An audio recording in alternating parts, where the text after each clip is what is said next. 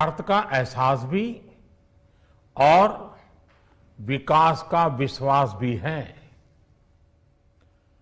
Corona ने दुनिया में जो प्रभाव पैदा किया, उसने पूरी मानव जाति को हिलाकर रख दिया है। इन परिस्थितियों के बीच आज का बजट भारत के आत्मविश्वास को उजागर करने वाला है और साथ ही दुनिया में एक नया आत्मविश्वास भरने वाला है। आज के बजट में आत्मनिर्भरता का विजन भी है और हर नागरिक, हर वर्ग का समावेश भी है।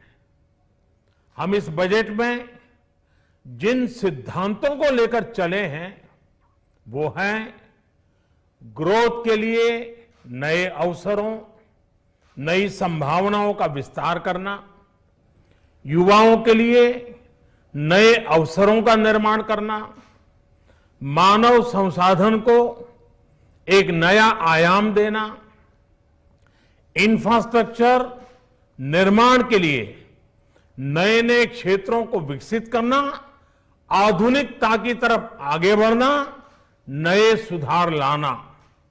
साथियों, नियमों और प्रक्रियाओं को सरल बनाकर आम लोगों के जीवन में ईज ऑफ लिविंग को बढ़ाने पर इस बजट में जोर दिया गया है। ये बजट इंडिविजुअल्स, इन्वेस्टर्स, इंडस्ट्री और साथ ही इंफ्रास्ट्रक्चर सेक्टर में बहुत सकारात्मक बदलाव लाएगा।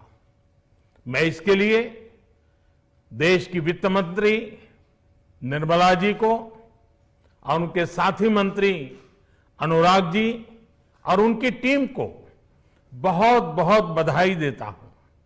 साथियों, ऐसे बजट देखने को कम ही मिलते हैं जिसमें शुरू के 1-2 घंटों में ही इतने सकारात्मक रिस्पांस आए।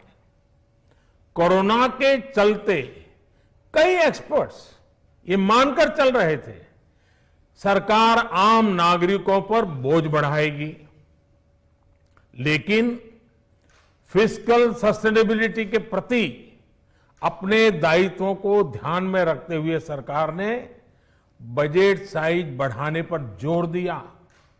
हमारी सरकार ने निरंतर प्रयास किया है कि बजट ट्रांसपेरेंट होना चाहिए। मुझे खुशी है कि आज अनेक विद्वानों ने इस बजट की ट्रांसपेरेंसी की सराहना की है। साथियों, भारत कोरोना की लड़ाई में रिएक्टिव होने के स्थान पर हमेशा ही प्रोएक्टिव रहा है। चाहे वो कोरोना के काल में किए गए रिफॉर्म्स हो या फिर आत्मनिर्भर भारत का संकल्प, इसी प्रोएक्टिवनेस को बढ़ाते हुए आज के बजट में भी रिएक्टिव का नामो निशान नहीं है। साथ ही हम एक्टिव पर, स्टेटस को पर भी अटके नहीं हैं और हमने इस बजट में भी प्रोएक्टिव बजट देकर के देश के सामने प्रोएक्टिव होने का संदेश दिया है। यह बजट उन सेक्टर्स पर विशेष रूप से केंद्रित है जिनसे वेल्थ और वेलनेस दोनों ही तेज गति से बढ़ेंगे, जान भी जहान भी। इसमें एमएसएमईज और इंफ्रास्ट्रक्चर पर विशेष रूप से जोर दिया गया है। इसी तरह ये बजट जिस तरह से हेल्थ केयर पर केंद्रित है वो भी अभूतपूर्व है। ये बजट देश के हर क्षेत्र में विकास यानी ऑल राउंड डेवलपमेंट की बात करता रहता है। खास तौर पर मुझे खुशी है कि इस बजट में दक्षिण के हमारे राज्य, पूर्वोत्तर के हमारे राज्य और उत्तर में लेह लद्दाख जैसे क्षेत्रों में विकास पर विशेष ध्यान दिया है। ये बजट भारत के कोस्टल स्टेट्स जैसे तमिलनाडु, केरल, पश्चिम बंगाल, इनको एक बिजनेस पावर हाउस बनाने की दिशा में एक बड़ा कदम उठाए।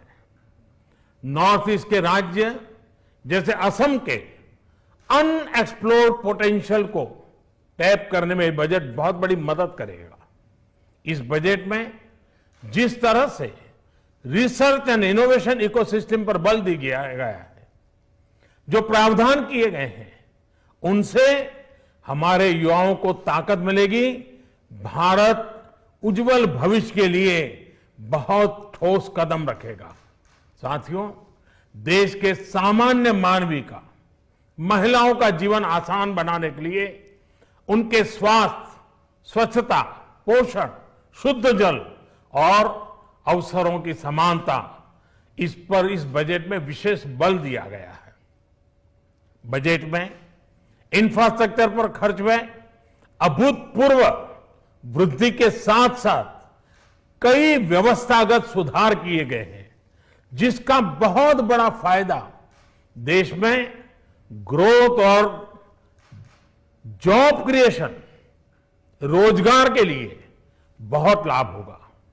देश में एग्रीकल्चर सेक्टर को मजबूती देने के लिए, किसानों की आय बढ़ाने के लिए इस पर बजट में बहुत जोर दिया गया है। कई प्रावधान किए गए हैं।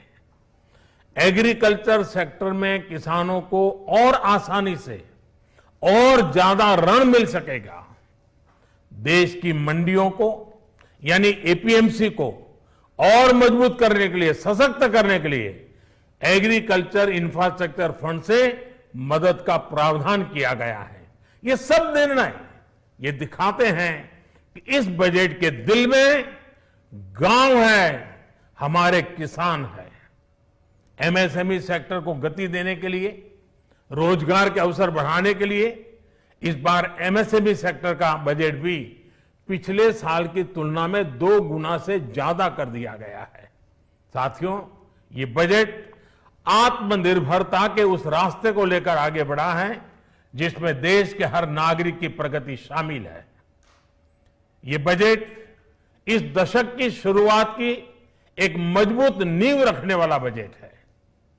सभी देशवासियों को आत्मनिर्भर भारत के इस महत्वपूर्ण बजट के लिए मैं बहुत बहुत शुभकामनाएं देता हूं। फिर से एक बार वित्त मंत्री जी और उनकी टीम को बहुत बहुत अभिनंदन करता हूं, धन्यवाद करता हूं।